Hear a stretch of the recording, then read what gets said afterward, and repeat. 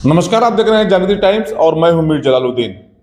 अभी मैं कैमूर जिला के रामगढ़ में मौजूद हूं और हम एक ऐसे शख्स के पास बैठे हैं जो आज पूरे देश के लिए वो काम कर रहे हैं।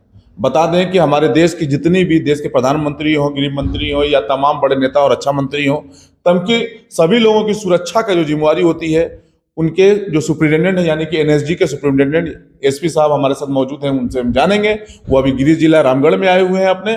उनसे हम जानेंगे कि तमाम आज के देश की तमाम जो सुरक्षा दिया जाता है जो नेता लोगों को, कैसे मैनेज कर पाते हैं। और उसके बाद भी इनके बारे में कहा जाता है कि इतना सरल स्वभाव के हैं, जो यहाँ के जो कैमूर जिला के जो लोकल लोग हैं, चाहे जो भी पीड़ा में हो, उनको तमाम लोगों को सेवा भी वो पूरा समय देते हैं और सेवा करते हैं। सर, सबसे बड़ा तो स्वागत है आपका। जी धन्यवाद, नमस्कार।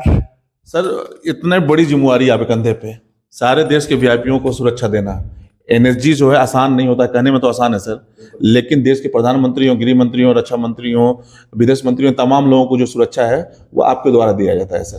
तो उसके बाद में सर आपके बात कहते हैं, इतना सरल स्वभाव, कैमूर जिला का, खास करके बिहार का तो सर नाम रोशन तो आप कर ही रहे हैं।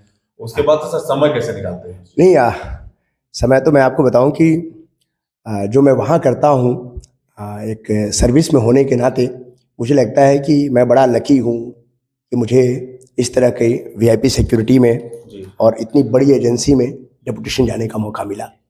साथ ही मैंने देश सेवा के लिए मैं भी यूपीएससी क्वालिफाई कब किया था सर? यूपीएससी 2008 यूपीएससी सीएपीएफ में 2008 बैच का हूँ मैं, और 2010 में हमने ज्वाइन किया था। और ज्वाइन करने के साथ ही मेरे दिमाग में यह बात एकदम आ गई थी कि राष्ट्रभक्ति के साथ साथ मुझे ज़रूरी है कि अपने समाज के लिए भी कुछ करना है, अपने गांव के लिए भी करना है, अपने उस क्षेत्र की मिट्टी के लिए भी करना है, जिसकी बदौलत मैं यहाँ पहुँचा हूँ। सर, कहा जाता है आपके बारे में बड़ा गरीबी से आपका जी हाँ, जानकारी मिल पाई है? बिल्कुल, मैं बड़ा ही सामान्य और मध्यम वर्गीय परिवार का हूँ। मैं उस परिवार का हूँ जहाँ मैं यह कह सकता हूँ कि मुझसे पहले कोई नौकरी में नहीं था। मेरे बड़े भाई हैं, वो भी नौकरी में मेरे बाद आए, और हमारे जीविका का, शादी विवाह का, बीमारी का और पढ़ाई का एक ही साधन था, वो था खेती किसानी। और मैं ये बात कह सकता हूँ कि आज से 15 साल पहले, 20 साल पहले जो खेती की स्थिति थी बहुत ही नाजुक हुआ करती थी। आप अपना फसल काट के उसको तैयार करके और लोकल दुकान पे आप रख दीजिए और पैसे के इंतज़ार करते रहिए। जब मुझे फीस देने का टाइम होता था, तब मुझे याद है कि मैं 2000 रुपये मांगता था और 700 रुपये मुझे मिलता था। तो वो एक दौर था, वो एक दिन था, और मुझे इन सब बातों से मुझे बहुत प्रेरणा मिली कि संघर्ष के रास्ते पर चल चल के मुझे लगता था कि अगर आपको गरीबी नहीं, मैं हमेशा अपनी माँ से कहता था कि नहीं, आप तो हमें 700 रुपये देती हैं जब 2000 रुपये की ज़रूरत होती थी, और आप 700 में हम कैसे पढ़ेंगे? तो बोलती थी, जानते हो बेटा, जब तक तुम्हारे अंदर अभाव नहीं होगा तो तुम पाने की इच्छा क्या करोगे? और मैं इस बातें से बड़ा संतुष्ट होता था कि हाँ, आज हमारे पास चीज़ नहीं है तभी ना हम पढ़ेंगे तो उसको प्राप्त करेंगे। और हमेशा सोचा करता था कि ये चीज़ नहीं है तो एक दिन नौकरी मिल जाएगी और मैं ये चीज़ प्राप्त करूँगा। तो यह हमेशा प्रेरणा देता रहा। और मैं उन सारे अभावग्रस्त बच्चों को, मुझे मालूम है आज भी बहुत सारे अभावग्रस्त संघर्षरत बच्चे हैं, उनको भी कहना चाहूँगा कि जो आपकी कमजोरी है ना, उसको सबसे बड़ी मजबूती बनाइए, उसको प्रेरणा का स्रोत बनाइए। उसको यह समझिए कि भगवान ने आपको संघर्षों के बदौलत देने का फैसला किया है, तो आप संघर्ष से पीछे मत हटिएगा, संघर्ष करते रहिए, देर सवेर जरूर सरस्वती माता लौटाएंगी। और हमें भी लौटाई, और जब लौटा दी और मुझे खाने पीने की चिंता खत्म हो गई, तो मुझे ऐसा लगा कि नहीं, ये सब तो किसी न, जैसे क्या होता है नॉर्मल हम लोगों के समाज में, आप जाइए घूमिए, किसी को प्रणाम कर दीजिए और वो कह देता है खुश रहो। तो हमें ऐसा मानना है कि हर आदमी के अंदर भगवान का, खुदा का अंश है, और अगर वो दिल से आशीर्वाद देता है तो आपको जरूर लगता है। तो शिक्षा उच्छा दिल्ली से हुई या फिर से लोकल से? मेरी प्रारंभिक शिक्षा उच्च विद्यालय रामगढ़ से हुई है, और प्राथमिक विद्यालय भी रामगढ़ से हुई है। इंटरमीडिएट के लिए मैं कुछ दिनों के लिए बनारस गया था यूपी कॉलेज में पढ़ने के लिए, और 4 महीने की पढ़ाई किया, क्योंकि उसके बाद मुझे पैसे नहीं मिल पाए तो मैं फिर वापस आ गया और ग्राम भारती कॉलेज रामगढ़ में पढ़ाई किया, वहाँ से एडमिशन नाम कटवा के। उसके बाद ग्रेजुएशन मैंने इलाहाबाद यूनिवर्सिटी से किया और पोस्ट ग्रेजुएशन जेएनयू में किया, और अभी पोस्ट ग्रेजुएशन के फाइनल से पहले ही मेरा सिलेक्शन हो गया। जी, पहले अटेम्प्ट फर्स्ट अटेम्प्ट में हो गया। और मुझे यह लगता है कि भगवान आपके रोल को निर्धारित करके रखता है, अगर आपके दिल साफ हो और कुछ गुजरने की या कुछ करने की इच्छा हो तो। सर, कुछ रामगढ़ में एक परिवर्तन चेतना मंच के द्वारा भी लोगों का सेवा करने का आपने एक रास्ता निकाला है सर, उसको कैसे डिफाइन करें, कैसे बताएंगे सर? मैं आपको एक बात बता देना चाहता हूँ कि परिवर्तन चेतना मंच की स्थापना 2008 में हुई थी। उस समय मैं इस संस्था से एक नॉर्मल सदस्य की तरह जुड़ा हुआ था। यह संस्था, एक गुरुजी हैं अनीस सर और बहुत सारे लोग हैं, जलालुद्दीन कुरैशी है और भी कई सारे दोस्त लोग हैं, एक प्रदीप मुखिया हैं, उन लोगों की संस्था थी। मैं एक सदस्य के तौर पे काम करता था।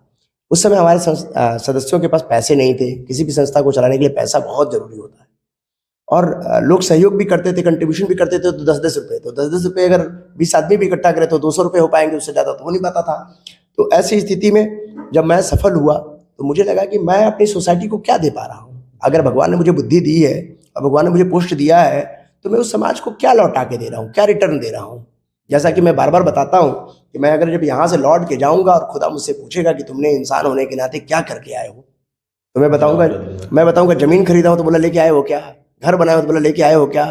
मैं बोलूँगा कि मैं ये करके आया हूँ, बोला लेके आए हो क्या। वो एक ही चीज़ बोलेगा कि तुमने सोसाइटी के लिए क्या दिया, इंसानियत के लिए क्या दिया, समाज के लिए तुमने क्या दिया। और वही मुझे पुण्य कर्मों को करने की प्रेरणा देती है।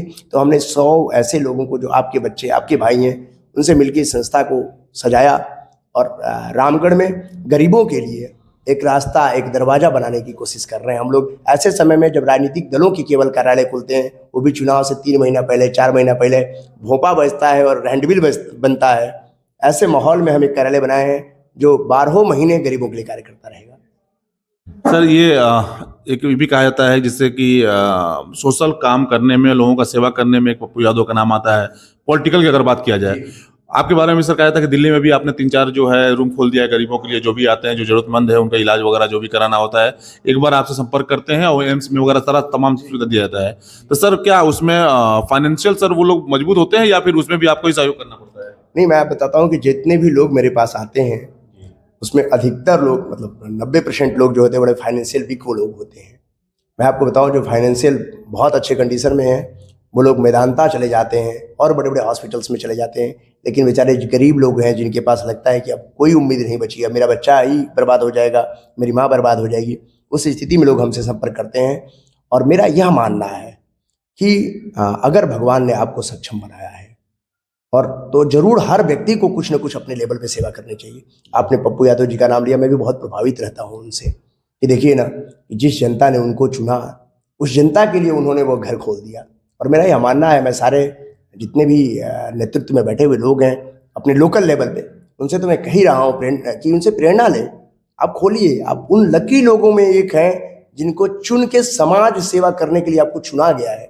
जनता ने उस लायक समझा आपको कि नहीं, यही मेरा समाज सेवी हो सकता है, यही मेरा नेतृत्वकर्ता हो सकता है। और ऐसे समय पर जाकर आप केवल अपनी चिंता कर रहे हैं, मत करिए। क्या जवाब दीजिएगा उस खुदा को? लौट के जाइएगा तो क्या बताइएगा भगवान को कि मैं ठग के आया हूँ, फिर अगली जन्म आपको रोल नहीं देगा। यह मुझे पूरा विश्वास है। नौजवानों के लिए कोई मैसेज? नौजवानों के लिए एक ही मैसेज है कि बाबू कार्यकर्ता मत बनिए, बिल्कुल नहीं बनिए। नौजवान विद्रोही होता है, नौजवान विरोधी होता है, नौजवान क्वेश्चन पूछता है, नौजवान कभी भी किसी चीज़ को। और खूब पढ़िए, इसलिए पढ़िए कि जब तक आप पढ़ेंगे नहीं, सही और गलत में अर्थ नहीं समझ पाइएगा। और ऐसे समय में जब नौजवान कमज़ोर होगा तो समाज कमज़ोर होगा, और समाज कमज़ोर होगा तो राष्ट्र कमज़ोर होगा, और कमज़ोर राष्ट्र मजबूत लोकतंत्र का कभी जीवन में निर्माण नहीं कर सकता। इसलिए मेरा मानना है कि जरूर पढ़िए, खूब पढ़िए। आप किसी भी विचारधारा से एक बार मत जुड़िए, पहले सारी विचारधारा को पढ़िए। धर्म में भी मैं कहता हूँ कि हिंदू को भी मुस्लिम धर्म की सारी किताबें पढ़नी चाहिए, मुस्लिम धर्म को हिंदू धर्म की भी सारी किताबें पढ़नी चाहिए, ईसा मसीह की किताबें पढ़नी चाहिए, वाहे गुरु की कहानी पढ़नी चाहिए। आप सबको पढ़िए, आप सबको पढ़िएगा तब आपको समझ में आएगा कि सबका रास्ता तो एक ही था। आज आप किस लिए बटे हुए हैं कि आप पढ़ ही नहीं रहे हैं, अपने अलावा दूसरे को पढ़ने की कोशिश ही नहीं कर रहे हैं। मैं एक दिन बैठा हुआ था दलित बस्ती में, तो लोग अंबेडकर जी की खूब पूजा कर रहे थे, तो मैं उनको भी यही संदेश दिया कि अंबेडकर जी ने कहा था कि मुझे तुम मूर्तियों में मत ढूंढना, तुम मुझे ढूंढना हो तो किताबों में ढूंढो। और बड़ा दुर्भाग्य है कि राजनीतिक नेताओं ने, राजनीतिक माहौल ने, लोकल लेवल की मैं बात कर रहा हूँ, ऐसा बांट दिया है कि जो हमारे महापुरुष है उनको भी जाति और दल में बांट दिया। पहली बार मैं इस क्षेत्र में ऐसी बात देख रहा हूँ अपने यहाँ। अरे महापुरुष सबके आदर्श होते हैं, महापुरुष जाति धर्म दल में मत बांटिए उनको प्लीज।